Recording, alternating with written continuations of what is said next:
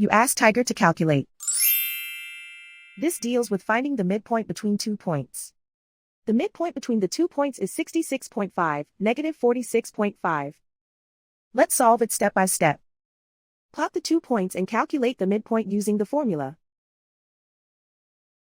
The coordinates of point 1 are, x1 equals 92, y1 equals negative 23. The coordinates of point 2 are, x2 equals 41, y2 equals negative 70. PM represents the midpoint of the 2 points.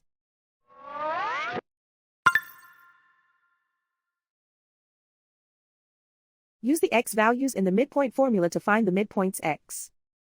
x1 equals 92.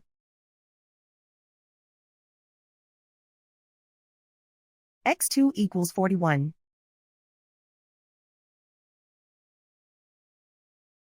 Simplify the arithmetic.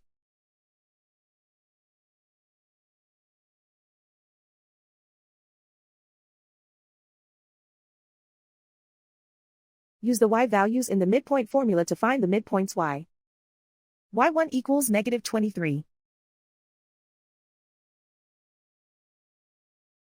y2 equals negative 70. Simplify the arithmetic.